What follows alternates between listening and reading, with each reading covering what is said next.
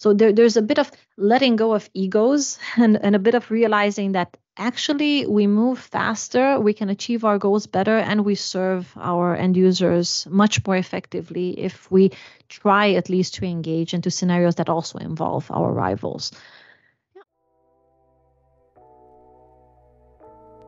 Welcome back to the Innovation Room podcast, a podcast where we interview leading innovation experts. Today's topic is open innovation. Let's start with a little bit of a definition. What is open innovation? Well, it is an approach to innovation which involves external partners working with them on creating new ideas and then bringing them to the market. It has a tremendous potential to transform a business, yet many organizations still do not want to proceed with it due to these myths and misconceptions that shroud open innovation. In today's episode, I am joined by Oana-Maria Pop to talk about these myths and the struggles they create for businesses and how we can work our way out of these struggles. Oana currently is head of open innovation at Hype Innovation, where over the years she engaged in consulting and training. A social scientist by training, she's a possibilist at heart. She takes a great interest in people and processes side of innovation. Today, her main focus is helping large, complex organizations to set and execute open innovation goals. Oana is a big fan of performing arts, writing, singing. She's bursting with creative energy, and this creativity is simply impossible to miss in the way she deconstructs these open innovation myths and misconceptions, and in the way she inspires listeners to approach and defy them. I hope you will be enjoying this conversation and you will be able to learn equally as much as I was learning when I was talking with Oana. Hello, Oana. Welcome to the Innovation Room podcast. I'm super happy to have you here today, and I hope that you have at least a little bit of sun and spring at your end of the world, like we're having now in Helsinki. Yeah, it's coming. It's coming. Really good to be here. And yeah, in the meantime, we're filling up the space with some talks and some reading, and it's not all bad. But I have to say, no sunshine this morning yet. Also, I'm sending the positive vibes your way because we have plenty of sun.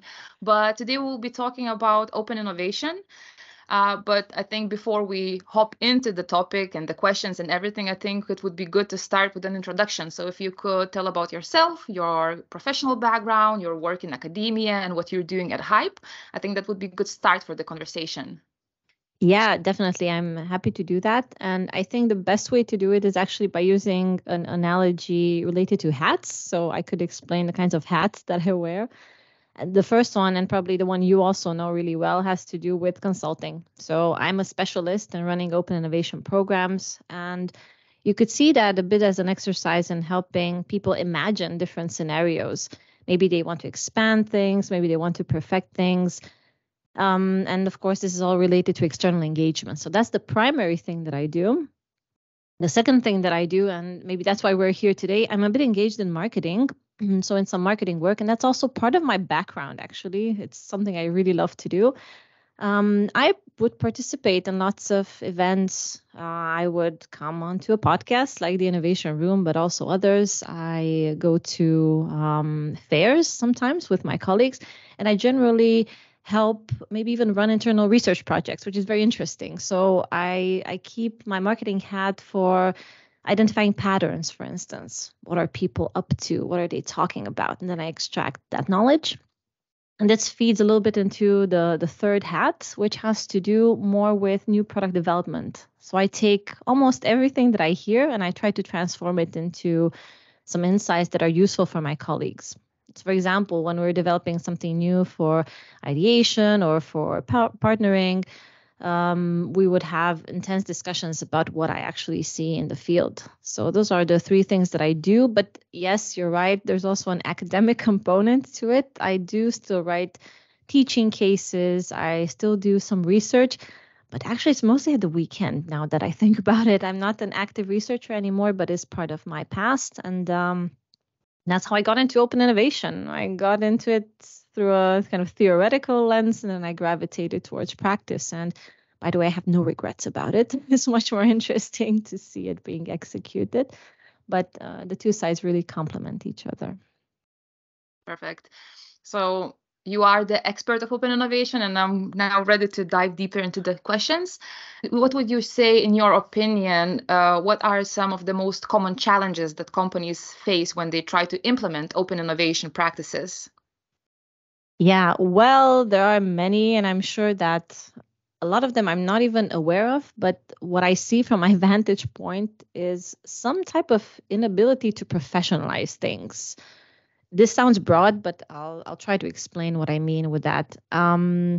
Everyone, and I really do mean everyone, from kindergartens to the European Space Agency, they do engage externally in some shape or form. So, this is not the Biosphere 2 project in Arizona. We're not cut off. We have internet. So inevitably, we have lots of contacts. But what happens is that people don't necessarily use those contacts very well. So, or they think that things are extremely difficult to implement. They think, oh, we have to be the next Wikipedia or IMBD or Buy Nothing or the Linux Foundation, by gathering lots of users. That's really not what this is all about. They imagine scenarios that are a little bit blown out of proportion, and therefore they stop before even starting. So, and even when they do start, they fail to document what they do along the way. So there is really, I think, overall, it's just a lack of professionalization.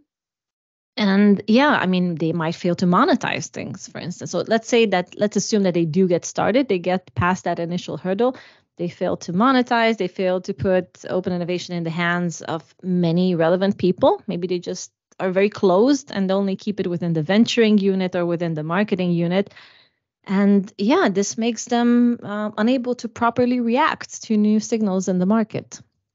So they're not really informed, they're not really aware of what's going on, and they miss out. So yeah, I think these are the common things that happen, and all sorts of nuances, of course, but by and large, that's the problem. So there's some kind of fear of going ahead and of trying this mode of working, even though it's highly popular. There are millions of hits on Google if you try and search for framework. So it is established, but it's really not at the level at which it could be in terms of application. And when talking with people about open innovation or when making research, you can hear a lot of misconceptions around the topic. So I think those are the things that fuel the fear or kind of they limit people to work on it. As you say, they keep on it very close in small unit, but then it kind of defies the purpose of it being open to others to participate. Precisely. Yeah. So I think it's very interesting, like those misconceptions, and most likely you encounter them as well in your line of work. So what kind of myths do you know that happen around open innovation? Yeah, this is every single day, by the way. So I don't think there's ever a day without something popping up. And just like with the challenges, right? There are different flavors to this. For example, one is more about, oh, this must be good, but for someone else, not me. So it's not applicable to me. It would be healthy. It's a bit like, oh, I should eat avocado, but maybe I'll let someone else do it who is more inclined to eat fruits and vegetables and so on. So that's a primary one. So they don't really see the application to themselves.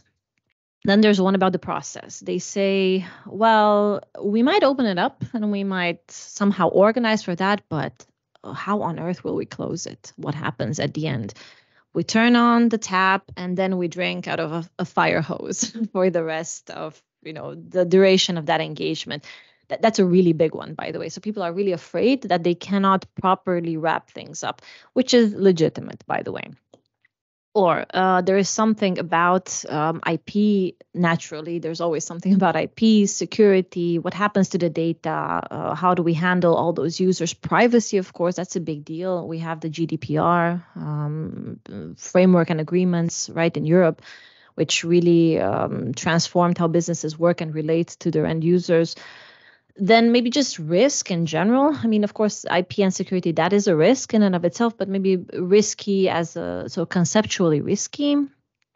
Or, I don't know, lots of other things, that it's impossible among rivals, that we can, that the technological singularity will take over. And by doing that, it will also take over open innovation. So AI steps in, and many combination of those two things, right? So you could say, oh, we won't even need to generate any new ideas anymore because everything's already been done. And why should I collaborate? Because I just have to find things.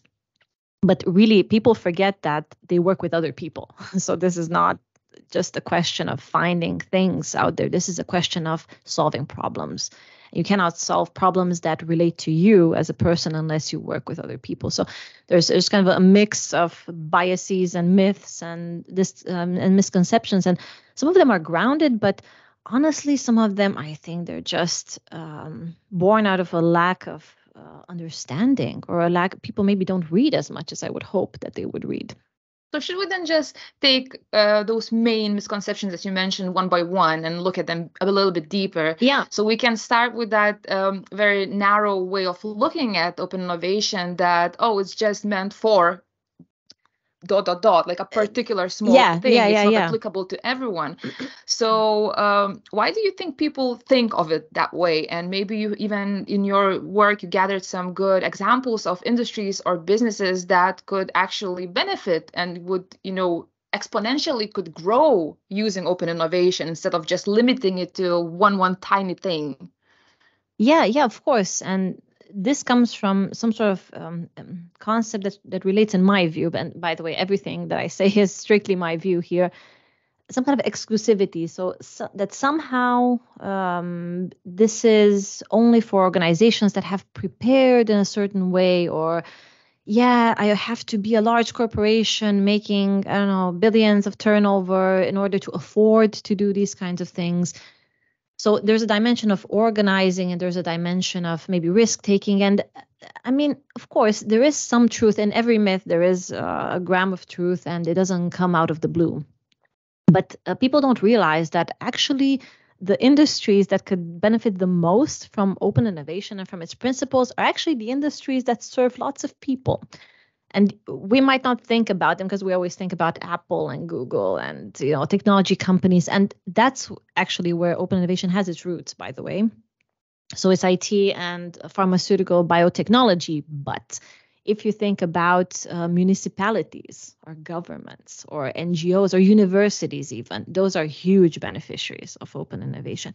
Imagine if you invite your staff, your researchers, and your students to participate in an engagement to, for example, figure out the strategy for your university. And this is what our customer, UCSD, so University of California at San Diego, have done. Breathtaking. It's incredible to see how those opinions can actually funnel into something new and something interesting.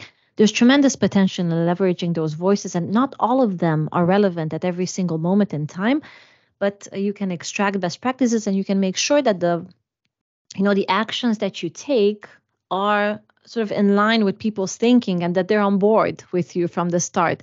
You noticed yourself, so if there's something that needs to be built in a city, there's always some kind of consultation, and people don't realize that that's actually open innovation. Of course, if I only send out a questionnaire, that's not a lot. But if I involve people in the execution, that already makes them part of the journey. So it's super interesting. Or if someone wants to improve the swimmability of their city, we had this very, very nice use case with Sydney Water in Australia. So that can be a very effective open innovation engagement. And well, you're very lucky, Dainora, because you're in a Scandinavian country, well known, right, for having this democratic attitude. And that's that's why I mention these entities as primary beneficiaries, because if I cater to thousands, maybe millions of people in my municipality, or that have some kind of connection to my services, of course, their opinion could feed into my innovation work, into the way in which I create new products and services, right? But that's not the only part. And unfortunately, I don't even work that much today yet with municipalities and governments and universities. It is growing, but it's not there yet. However, I do work with large corporates, as you do as well. And in those corporates, you have very traditional industries that are in need of transformation. Those can also be huge beneficiaries of working externally, or of involving their external stakeholders. paints and coatings, for instance, or well, you could say medicine is very modern, but actually medicine, maybe the delivery of healthcare is not as modern as we would like to think, or not everywhere. So that can also benefit from lots of infusion of new things. Air travel, you know how you probably know the lifespan of ships, of aircraft. There's always room for something to be put in. And if you could even speed things up by 1 year, if normally a development takes 10, that's a huge gain. That's 10%. That's immense. So every every input could potentially be important. And that's why it's really worth considering how external opinions, maybe those of your suppliers, for instance, could feed into the new product development cycle. So there are lots of beneficiaries, I would say, and this myth of exclusivity, I hope people just erase this from their minds, because I could be even a car dealership and I could probably find a way to work effectively and strategically with people that supply me with input. So not just the cars, but maybe insurance services and so on. I think really imagination is only the limit. And I wish that more people knew about structures and use cases. And yeah, I hope the academics maybe listening to this will write many more case studies that explain how open innovation frameworks do apply to a variety of industries. Well, this is already a good start. We're talking about it and we're promoting yeah, it. of course. But one thing I would like to ask about it, because now all the examples that you provided, everything is big in size, big corporations, big organizations, municipalities. Is open innovation anyhow relevant for small organizations? If we're talking about, let's say, team members below 50, below 25, is that still something that small organizations could use and show interest in? Yeah, it is. And this is probably not obvious, but we always talk about the corporates because they're usually the initiators of the open innovation engagement. You know, Siemens opens up a platform and they take in proposals from their suppliers, or BMW does a supplier-thon. So the SME is actually the contributor. So they are actually the innovators in this equation. So of course they do open innovation. But through their participation is how they really get engaged. So I would advise them, and actually there are quite a lot of nice articles and books written on this topic. I would advise, teams below 50 to look for those opportunities, and I know they do so already. They look for hackathons and they look for chances to maybe co-brand a product with a larger investor. All of those are routes to open innovation.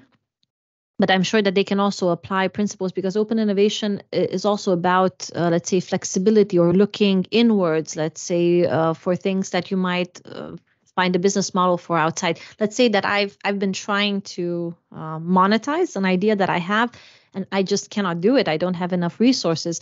So maybe I post it. I do a crowdfunding campaign. That's also a form of open innovation. So I would really encourage them to just look at how, just in general, how they could valorize unused assets, for instance, or, as I said, something that's been sitting on the shelf for a long time. Is there a chance to partner with someone to, I don't know, send a EU application? We work a lot with EIT Food, so you have the agripreneurs there. That's really their main preoccupation. So they're trying to be part of a consortium so that they can really work on the topics at which they're good at.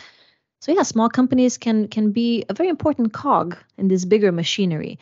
And sometimes the large company is not even the most important partner. So sometimes it could be a community of smaller companies that is the major pillar in an open innovation engagement. So it's very interesting. I don't think they should feel disempowered or overpowered at all. Going back to the misconceptions, you mentioned one of the things that people get often confused with, okay, we will open it. How do we close it? What do we do at the end of this? So can we talk a little bit about that? It's like opening a can of worms a little bit, because it's such a controversial topic. But here's what I think. So I'm speculating that people are afraid that open innovation cannot be closed because, and this is very often the truth, it's public. It's a public engagement. So you put out a poster, there's a call for ideas, I go on Nine Sigma, I prepare a gallery. I make public the fact that I don't know everything that I need to know about a topic, and I'm looking for help. So that can be perceived in a negative way sometimes by organizations. And of course, today we have we have this right to be forgotten on the internet, and that's fine. And you can delete and take down a website. So actually, from a technical perspective, there are solutions, but people are a bit afraid that they might damage their brand if open innovation doesn't result in that stellar contribution, or if the next best thing since sliced bread is not invented on their premises. And really, that people have, again, very high expectations from these kinds of engagements. But actually, what really happens, and I'm a little bit I'm upset because there are not enough quantitative studies on this, but most of the engagements are temporary by design. So there is a workflow, and we do start at a certain point in time, and we do end at a certain point in time. So there is a planned closure for all open innovation engagements. We were just talking about crowdfunding and hackathons. You know it yourself. They have deadlines. There's a moment by which you have to submit. So I think what people need to maybe focus on instead is that it's a learning cycle, and you plan for this conclusion deliberately. You can also stop along the way and maybe reframe the topic, not unseen before, if you're really not finding what it is that you're supposed to be finding. And there is actually a risk in taking in too much information at the same time, because people think, oh, I'm not able to close it because there's too much coming in. And that's precisely why you should also set these boundaries and limits, because you have to absorb that knowledge. And that's maybe an aspect that is a bit overlooked. We focus on the fuzzy front end, on the poster, on the hackathon day, on the campaign, and so forth. But we forget that further down the line, our employees have to go in and they have to work with that data. And why on earth would we want so much backlog anyway? So yes, it should be closed. And really, that's not bad news. And there are many reasons why something is closed in the first place. And it's not only this deadline, the fact that we allocate ourselves a finite period, but it could also be that it literally does not work out. So we somehow don't meet the expectations of the partner that we're working with. Or we make this shift that I just described from value creation to value capture. So we gather things, we analyze them, and then we try to implement them in our organization. So of course we stop taking in new knowledge. Open innovation is actually knowledge flows. So purposive knowledge flows connected to the outside world. Or maybe there's some kind of concentration. So really industry is concentrated in certain pockets, and we have no access to that. So of course we have to back off. Maybe we have to find some other opportunities. It's very dynamic. It's a bit like in nature. So and I have an example. I'm very fond of the fitness industry. I think it's something very relevant, of course, for us to be healthy and happy.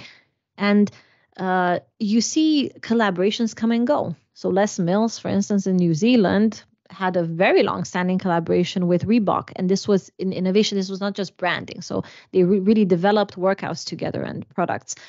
But now they shifted to Adidas, and I wondered, wow, why would they do that? Because it seemed like a really solid relationship. But they closed their initial open innovation engagement because the strategy changed. They focus now more on virtual reality and on other capabilities that maybe were not as well developed or did not want to be that well developed with the previous partner. And they made the shift. So yeah, the reason for the shift doesn't need to be bad. It doesn't need to be anything scary about it. And it's very natural. So maybe that's something for our listeners to keep in mind, because planned closure is something absolutely natural. And the only issue with that is maybe if you have a joint technology with other partners. That's, of course, a little bit more difficult to disentangle, but a good way to hedge for that risk is to create the agreement in a way that it already mentions what happens if one of the partners leaves the collaboration. Will they still have access to the pool of jointly created products or services? Or maybe there's IP involved and things like that. So you can, a bit like a prenuptial agreement, right? We mention, modern couples do that. We mention what happens when we have to split. And that's exactly what is reciprocated in practice. And I think it will continue to do so. And I think it's very healthy. Intellectual property, I think it's more of those misconceptions that are based on real facts. So maybe we can now talk more about this. What kind of steps companies can take to minimize those risks associated with IP? They blow it out of proportion because I think they perceive a compromise or somehow that they need to sacrifice themselves for a potential collaboration that might not even work out in the end. Everyone's afraid of loss. We're very highly motivated by having something taken away from us, even if that something is not extremely valuable. We don't like to lose, we like to gain. So I think there's a very strong psychological component involved in that.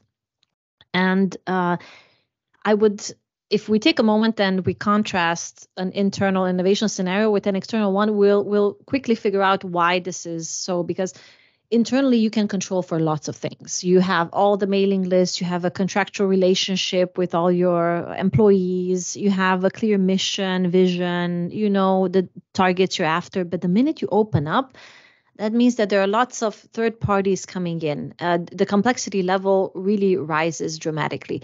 And we cannot fully control what they do. So they come in, they read things off of our website, they make interpretations, they send us all sorts of suggestions as to what we could do better.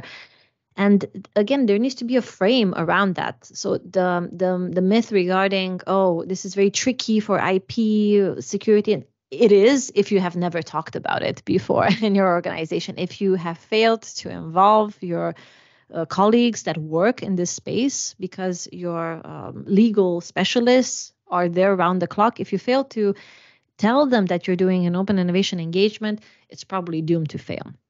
So you need to organize and you need to have some kind of document that explains what happens to that knowledge, because that's actually where the problem arises, the ownership. So who takes what? It's a bit like the previous subject that we discussed. So wow, we cannot close it, and what happens? Maybe we lose out on something. Is the same with this IP and security.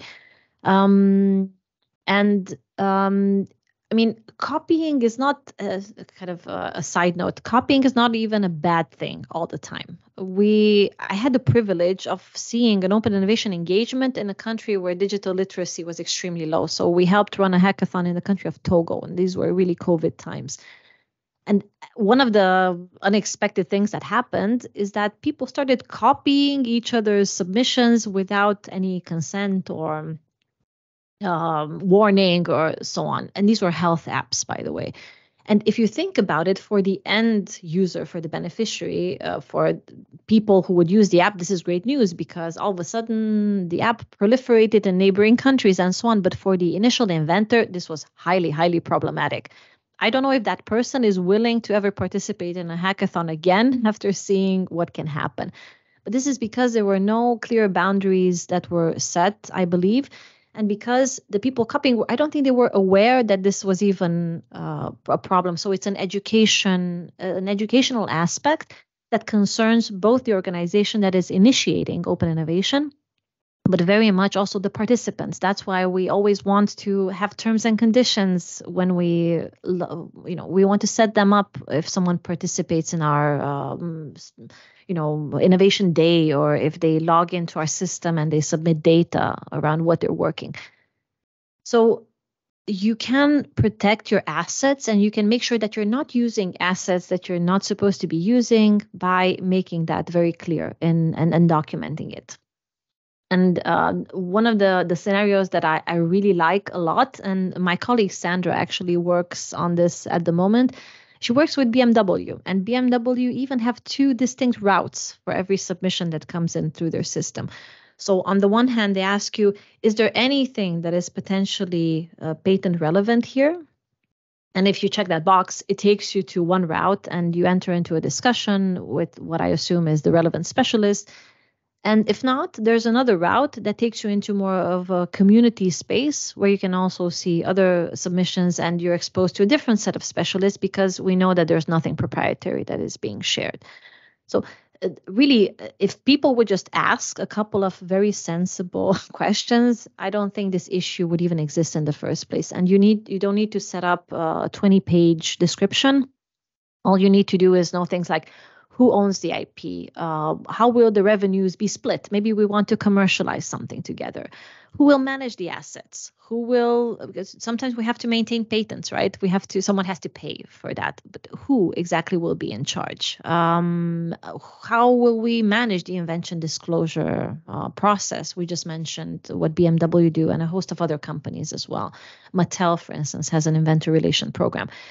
That process will change over time. So if we just make sure that we know who is supposed to tweak it when it's time to tweak it, that is already a major step forward, as opposed to going into all sorts of disputes and chasing our tail later down the line where we do have something valuable. Because honestly, this only emerges if there's something valuable in the pipeline. So if there's something very promising that everyone wants to grab at the same time, that is when these IP kind of security, privacy issues come in, but we can plan for them. And thankfully, there's so much infrastructure right now available, all these websites that are very nicely set up with spaces to upload these terms and conditions and so on.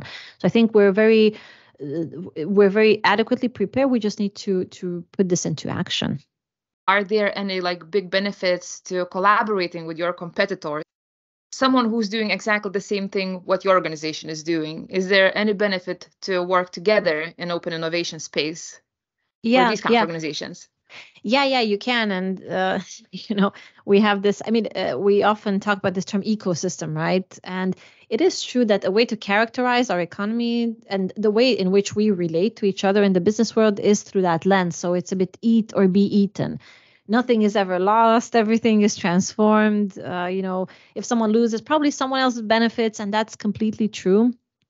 Again, a quick anecdote. I once saw the policy of a company that even forbid the employees of that company to read emails if they were coming from a competitor, but the email could be an invitation to this is what is very paradoxical. So the email could be extreme. Hey, that it's really extreme. So I am not allowed to even read if something is at companyx.com, because that is not within our policy. So that is the absolute worst that I have seen. But from there, you also have less, how should I say, problematic scenarios or less fear of innovating with your competitors. And yeah, there are circumstances in which that could work. And the circumstances could be these wicked problems that we're trying to battle nowadays, right? We all know that we're consuming far more Earths than we actually have.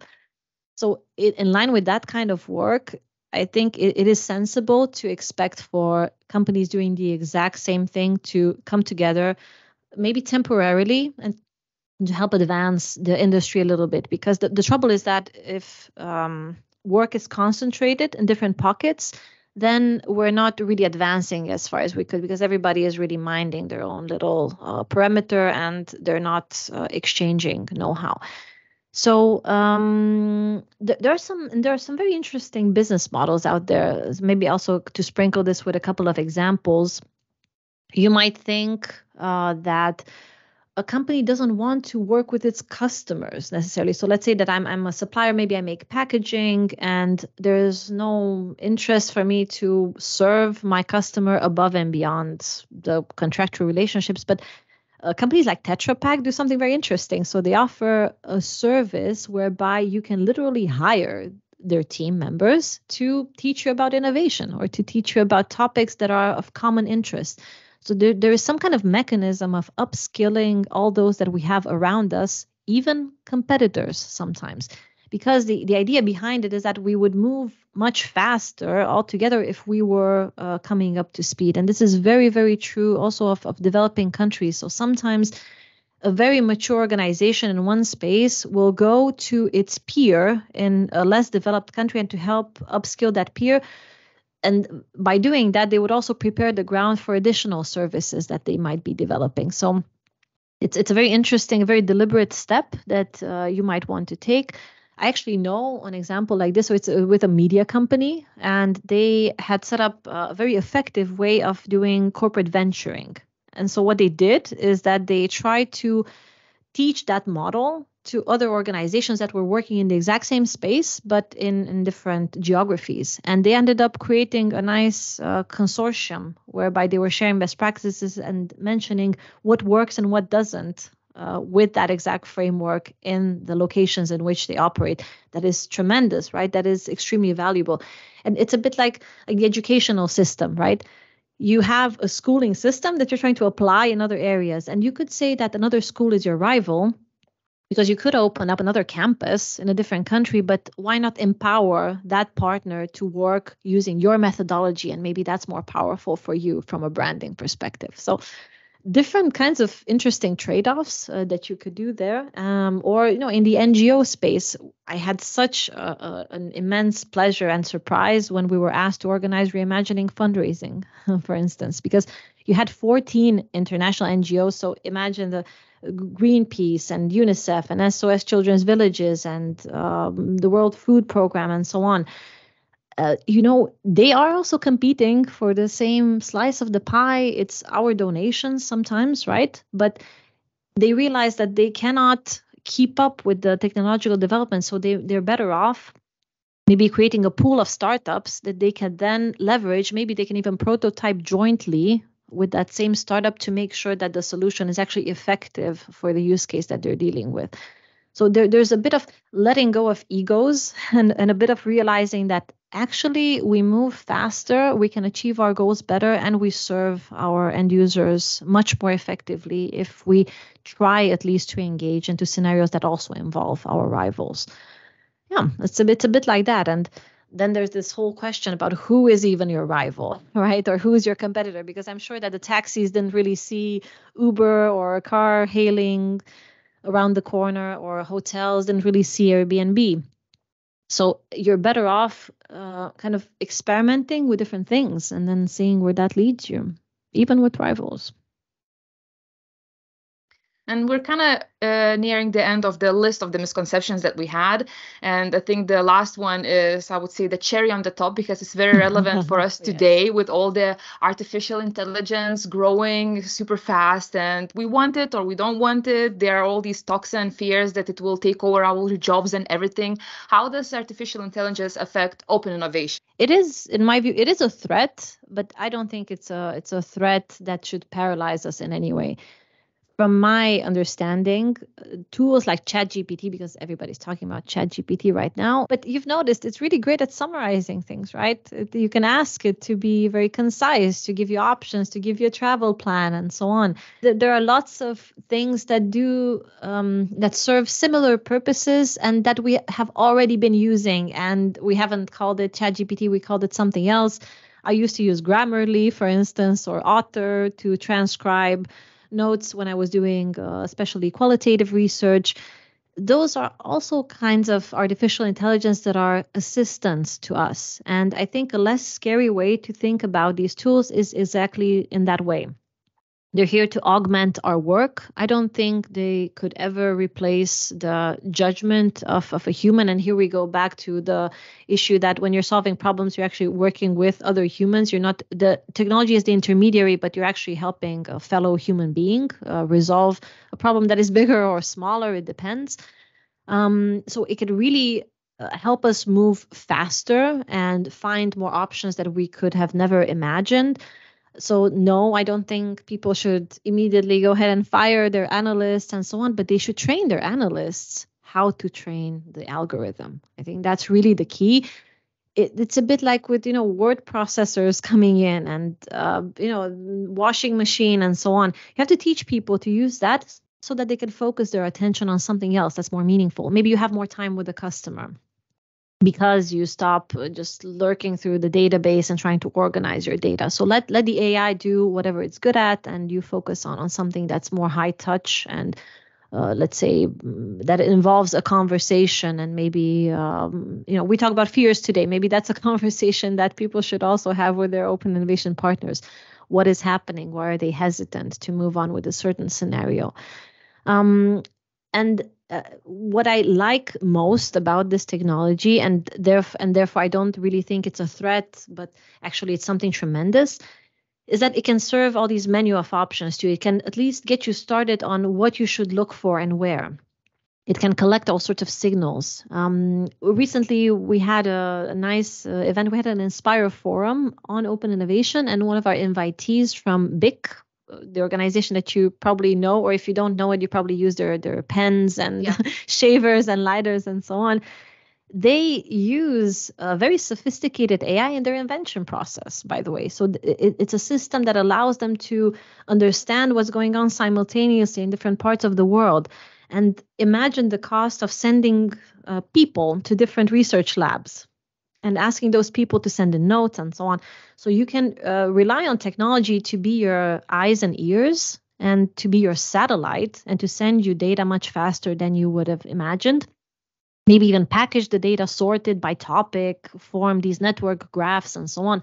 That's very valuable. But when it comes to internalizing that data, I really don't see how what we currently use is adequate in any shape or form, because someone needs to make a decision. Someone needs to say, yes, this is in line with our strategy and so on. And something I like to do in my workshops, by the way, is I also like to be a little bit provocative, and I ask people, how would AI do the matchmaking for you? And here, even, dating companies like Match.com, they always say they're not in the business of matchmaking. They're actually in the business of making introductions. And I think that's exactly how AI works as well. So it would provide you with an introduction to a topic, or it would summarize things for you. It's up to you if you take a decision based on that. Because if you want to establish compatibility with a partner, you have to explore things like chemistry fit, right? Do they think like us? Are we on the same wavelength? Do they think about our business in the same way? Is there a strategic fit? Is there operational fit? Do their plans match ours? Logistically, would we be able to integrate them? Maybe one day AI will be able to establish that for us, or at least give us a confidence interval. But I think we're very far. It's very messy. There's a lot of noise in the data. In the perfect world, when we would have everything indexed on cards, or have everything tagged, yes, then of course it would work brilliantly. But there's lots to navigate, and there's lots of data being generated every second. So unless we have some kind of system that really takes in all info in real time and tries to interpret it, I don't see how we could ever replace the good old innovation manager. And I hope we don't, because they're really fun people.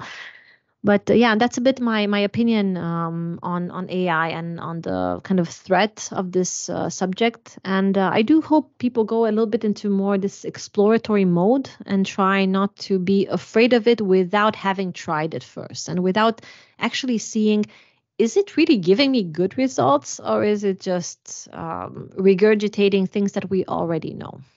Maybe that's a good way to start. Maybe that lens is just useful. So how could this help me be faster, better, more efficient, not lose track, find some patterns maybe in the data, and use alternatives. Don't just rely on one system or one algorithm to give you some results. Why not make your own, or train or create maybe a way to index your internal data? Actually, this is one of those overlooked things in open innovation. People think, we always have to look outside for new things.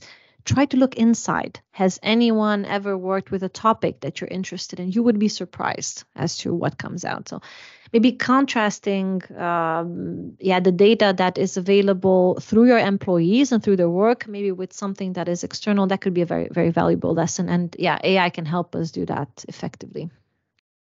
We are nearing the end of our call, so I would like to go to wrapping up the conversation and to ask, I would say, my favorite questions is to kind of look in the future first of all, and how do you see open innovation evolving and changing in the future?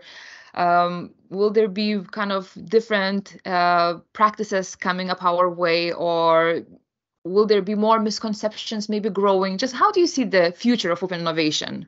Yeah.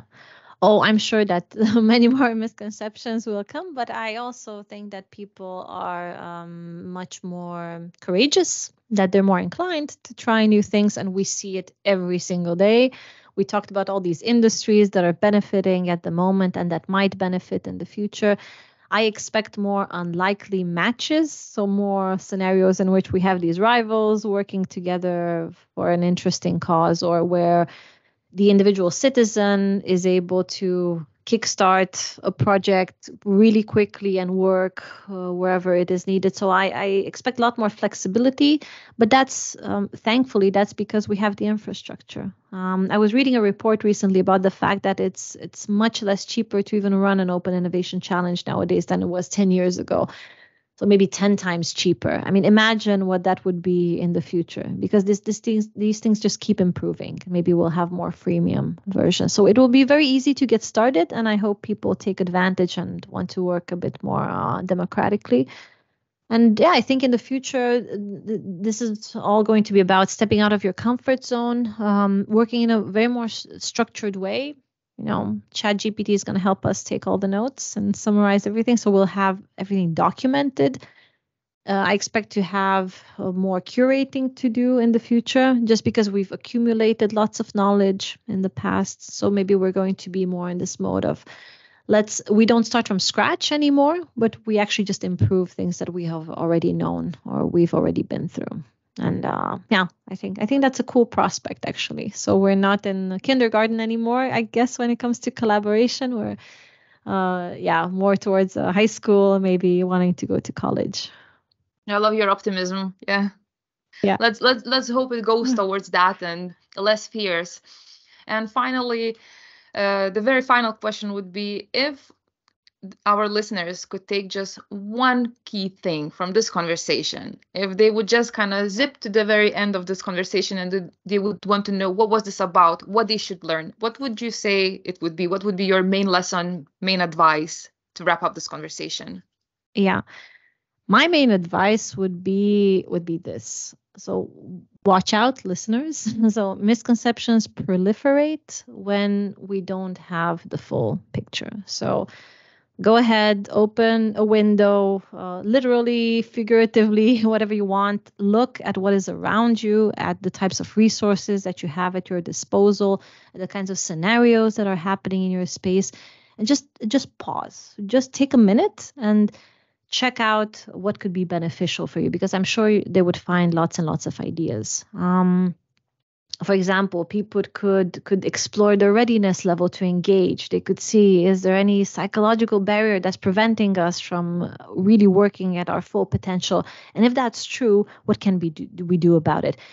There is so much pressure to come up with new things every single day, to run on this treadmill on and on and on.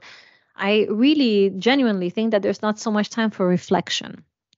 So if people would just take a minute, go to a course, analyze a framework, and then try and see how that is relevant to their daily work, I guess we would be much better off. There would be less fear of IP issues or closing open innovation or risk or some of the other things that we talked about today. Don't let other people's failures and inabilities influence your own. So take a minute, be very skeptical when you hear about a huge success, and try to dig in and also see where the failures occurred, because that would give you the complete and transparent overview, and then decide what it is that you want to do for yourself. So generally, I would just say, people, please be a bit more reflective. Don't believe everything that you read. Ask, network, very important, and then decide what is best for you, because no scenario, no matter how attractive, is actually completely applicable to your line of work. Yeah. And I mean that. So as a specialist, we've been doing this for many years now, and the most successful scenarios are always the ones that are very, very well tailored to the personality, to the readiness level, to the capabilities, and also to the aspirations of the employees and of management and everybody else. Thank you so much for your time and for joining me at the podcast. I think that you will leave us with a lot of good insights and good lessons for the listeners to learn.